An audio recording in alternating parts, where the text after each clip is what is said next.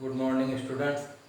तो हम लोग जो है प्रीवियस क्लास में देख रहे थे कि जो क्रिस्टल होता है उसमें छोटे छोटे कण आपस में एक दूसरे के साथ व्यवस्थित होकर त्रिविमीय संरचना का निर्माण करता है। तो त्रिविमीय संरचना बनता कैसे है? त्रिविमीय कहने का अर्थ क्या है? उसमें लंबाई भी होगा, साथ साथ चौड़ाई भी रहेगा और क्या होगा, ऊंचाई भी रहेगा। तो ये त्रिविमीय व्यवस्था का निर्माण कैसे होता है? तो कण तो बहुत सूक्ष्म सूक्ष्म होते हैं, तो इसी के बारे में हम लोग आगे अब देखेंगे कि त्रिविमीय व्यवस्था कैसे प्राप्त हो। तो अभी हम लोगों का टॉपिक क्या होगा तब? धात्विक क्रिस्टल में घटक कणों मतलब जिस कण से वो बना हुआ है उस कण का संकुलन, संकुलन जिसको अंग्रेजी में क्या कहते हैं, पैकिंग, यानी कण एक दूसरे के साथ कैसे पैक रहता है, इसके बारे में हम लोग को देखना। तो पहले तो हम लोग सिंपली ये सोचते हैं कि जो कण है वो कैसा है, ठोस गोला के रूप में लेंगे। हाँ, लेकिन वो आकार में क्या है, बहुत ही सूक्ष्म है। हाँ, लेकिन हम लोग यहाँ पढ़ने के सुविधा के लिए क्या कर रहे हैं कि उस कण को थोड़ा सा बड़ा आकार का ले रहे हैं ताकि हम लोग उसको व्यवस्था को दिखा सकें। तो सबसे पहले क्या होता है, जो सूक्ष्म सूक्ष्म कण है वो एक दूसरे के साथ, जैसे पहला कण है, दूसरा कण, तीसरा कण, चौथा कण, तो इस तरह से कण एक दूसरे के साथ व्यवस्थित होकर एक पंक्ति यानी लाइन का निर्माण करता है। तो जैसे एक पंक्ति बना तो हम क्या बोलेंगे, इसमें के विमीय व्यवस्था मिला, एक ही बीमा, सिर्फ लंबाई मिला, चौड़ाई नहीं मिला, क्योंकि कण इतना सूक्ष्म है कि उसका चौड़ाई को नगण्य माना जा सकता है। तो इस तरह से पहले कण के एक पंक्ति यानी लाइन में व्यवस्था के परिणाम स्वरूप एक विमीय व्यवस्था प्राप्त होता है। फिर एक पंक्ति का कण दूसरे पंक्ति के कण के साथ व्यवस्थित होते हैं, फिर तीसरा पंक्ति का कण व्यवस्थित होता है और इस तरह से क्या होता है, द्विविमीय व्यवस्था प्राप्त होता है। तो ये जो द्विविमीय व्यवस्था है ये दो भिन्न भिन्न प्रकार से प्राप्त हो सकता है। चलिए तब उसके बारे में देखते हैं। तो दो प्रकार का भिन्न भिन्न व्यवस्था कैसे हो सकता है? देखिए, पहले पंक्ति में जो कण व्यवस्थित है, ये पहला पंक्ति मान सकते हैं, ये पहला पंक्ति का कण है। फिर ये रेड से जो इंडिकेट किया गया है ये दूसरा पंक्ति का कण है। फिर ग्रीन से ये तीसरा पंक्ति का कण है। तो अब इसमें ध्यान ये दीजिए कि इसमें क्या है, भिन्न भिन्न जो पंक्ति है, पहला, दूसरा, तीसरा, इसमें जो कण है उसका केंद्र देखिए एक सीधी रेखा में व्यवस्थित है ना, एक सीधी रेखा में व्यवस्थित है। और इस प्रकार के व्यवस्था के परिणाम स्वरूप किसी एक कण को ले लीजिए, जैसे ये वाला कण को हम ले रहे हैं, थोड़ा सा ध्यान आकर्षित करने के लिए इसको मार्क कर दिए। अब देखिए ये कण चार कणों के संपर्क में है, 1 2 3 4। ये चार को अगर आपस में मिलाते हैं तो देखिए वर्ग का आकार प्राप्त होता है। इसलिए इस तरह के संकुलन को हम लोग कहते हैं वर्ग निबिड़ संकुलन। अर्थात वर्ग निबिड़ संकुलन में क्या होता है, भिन्न भिन्न पंक्ति के कण का केंद्र बिंदु एक सीधी रेखा में होते हैं तथा एक कण अपने सतह या तल पर अन्य चार कणों के संपर्क में होते हैं, जो वर्ग के रूप में व्यवस्थित होने के कारण इसे क्या कहते हैं, वर्ग निबिड़ संकुलन या स्क्वायर क्लोज पैकिंग। अब दूसरा अरेंजमेंट क्या है? तो दूसरा अरेंजमेंट में क्या है कि पहला पंक्ति का जो कण है, ये देख रहे हैं ब्लू से, और दूसरा पंक्ति का कण कहां पर व्यवस्थित हुआ है, पहला पंक्ति का देखिए दो गो कण है, ये दो गो कण है, उसके जस्ट बीच में व्यवस्थित हुआ है, दो कण है उसके बीच में व्यवस्थित हुआ है, इस तरह से व्यवस्था हुआ है। फिर तीसरा पंक्ति का कण दूसरा पंक्ति का जो कण है, ये देखिए दो कण है, उसके जस्ट बीच में व्यवस्था हुआ है।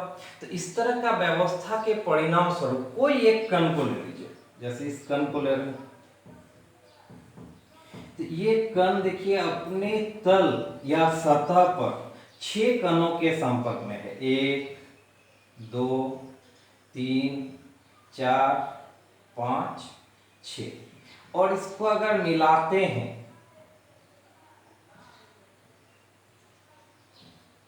तो देखिए एक षट्भुज का आकार प्राप्त होता है।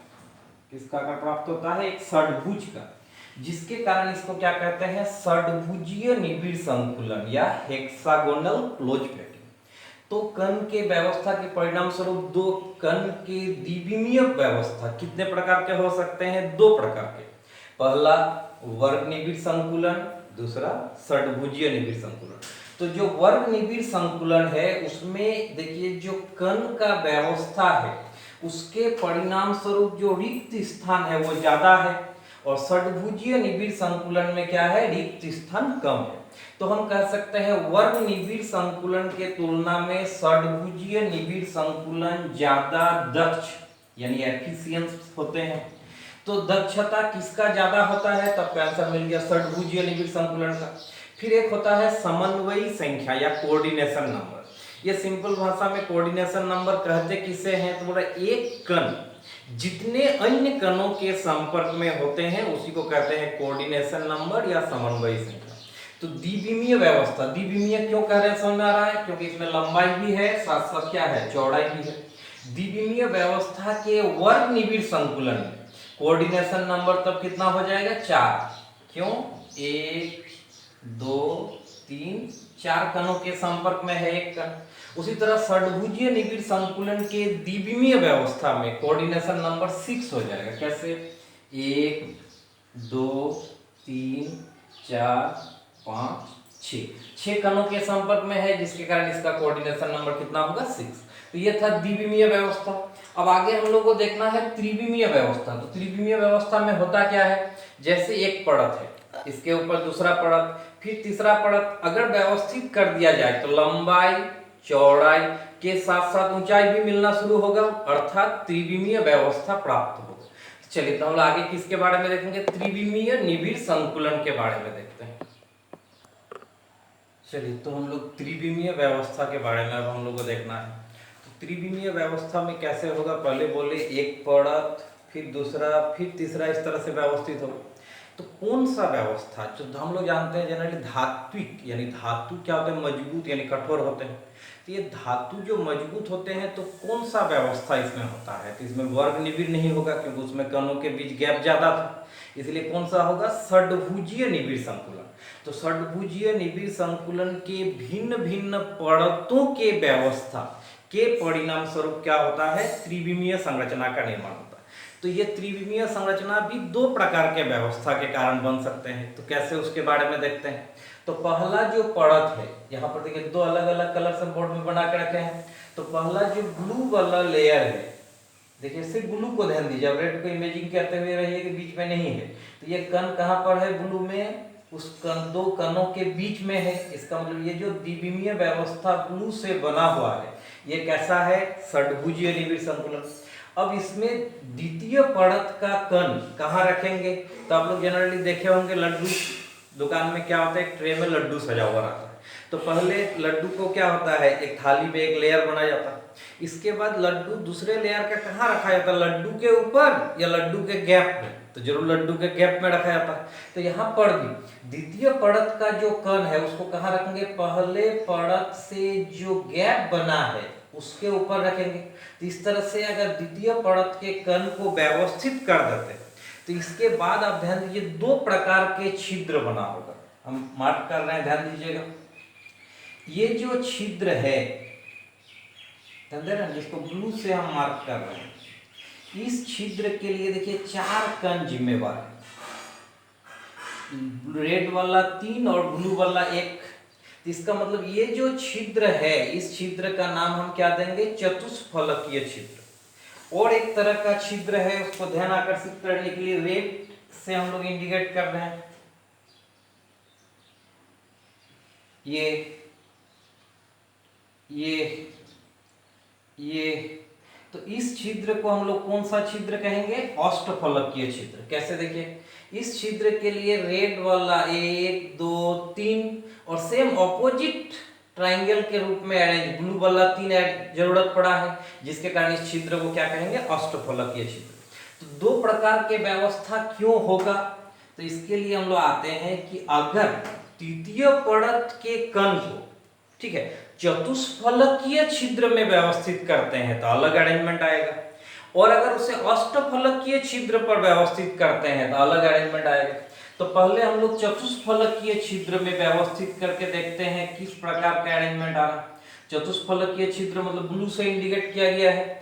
अब देखिए इसके ऊपर जैसे ही हम गोला को रखेंगे यानी कण को रखेंगे, ये देखिए ना पहला वाला लेयर ठोई हो जाएगा, ध्यान दीजिए ब्लू वाला ठोई रिपीट होते जा रहा। इसका मतलब फर्स्ट परत का नाम अगर हम ए देते हैं और लाल वाला से जो परत बना हुआ है उस परत का नाम अगर हम बी देते हैं, तो तीसरा परत जो बनेगा वो देखिए ना पहला परत ही आना शुरू होगा। इसका मतलब अगर हम चतुष्फलकीय छिद्र में व्यवस्थित करते हैं किसको, तृतीय परत के कण को, तो किस प्रकार का व्यवस्था प्राप्त होता है, ए फिर बी फिर तीसरा लेयर ए फिर बी, इस तरह का एक क्रम प्राप्त होगा। इस तरह का व्यवस्था को कहते हैं हेक्सागोनल क्लोज पैकिंग। क्यों कहते हैं उसके लिए थोड़ा सा आप लोग ध्यान दीजिए। ये जो षड्भुज का आकार है, ब्लू वाला से ले रहे हैं, 2 3 4 5 6, बीच में देखिए रेड 3 गो रह गया, फिर उसके ऊपर जो परत होगा उसमें 6 गो आएगा, यानी एक हेक्सागन का जैसा व्यवस्था होता है। इसलिए इसको क्या कहते हैं, हेक्सागोनल क्लोज पैकिंग, शॉर्ट में HCP। यानी चतुष्फलकीय छिद्र पर तृतीय परत के कण को अगर व्यवस्थित किया जाए तो हम लोग को हेक्सागोनल क्लोज पैकिंग अरेंजमेंट मिलता है। फिर इसमें आएगा त्रिविमीय व्यवस्था है, तो coordination number CN, coordination number कितना होगा, तो कोऑर्डिनेशन नंबर के लिए ध्यान दीजिए, कोई एक ये 3 जो रेड वाला है ये वाला लीजिए, देखिए ना ये अपने सतह पर 6 गो लाल को टच किया हुआ होगा, एक या नंबर सब में दिक्कत हो रहा है, नंबर को मिटाते हुए हम इंडिकेट कर रहे हैं। अपने परत पर ये जो लाल है जिसको हम रिपीट कर रहे हैं वो वाला देखिए अपने सतह पर 6 गो लाल के संपर्क में है, दिखाई पड़ रहा, 1 2 3 4 5 6। नीचे वाला परत में 3 गो नील के संपर्क में है। ऊपर वाला परत जब बनाएंगे तो उसमें भी ब्लू ही रिपीट होगा, इसका मतलब उसमें भी ब्लू का 3 गो टच करेगा। तो अपने परत पर 6, नीचे वाला परत पर 3 और ऊपर वाला परत का 3, यानी कोऑर्डिनेशन नंबर कितना हो गया, 12। तो त्रिविमीय व्यवस्था का HCP में कोऑर्डिनेशन नंबर कितना होता है, 12। अब द्वितीय व्यवस्था पर हम लोग आते हैं। अब चतुष्फलकीय छिद्र पर नहीं रखकर कण को कहाँ रखेंगे, अष्टफलकीय छिद्र पर। तो पहले अष्टफलकीय छिद्र को खोजते हैं, तो अष्टफलकीय छिद्र को इंडिकेट कर रहे हैं हम लोग ग्रीन से। ये अष्टफलकीय छिद्र है, ये है अष्टफलकीय, ये है अष्टफलकीय। इस जगह पर अगर हम कण को रखते हैं तो देखिए पहला दूसरा में से किसी भी परत का रिपीटेशन नहीं हुआ, इस तरह का व्यवस्था मिला। तो कोई रिपीटेशन आया या नहीं आया, तो आपका आंसर आएगा नहीं आया। फिर अगर हम चतुर्थ परत पर जाते हैं और उसको भी कहाँ रखेंगे, अष्टफलकीय छिद्र पर, तो चतुर्थ परत का अष्टफलकीय छिद्र कहाँ होगा, रेड और हरा के बीच में। क्यों, क्योंकि रेड है दूसरा परत और हरा है कौन सा, तीसरा परत।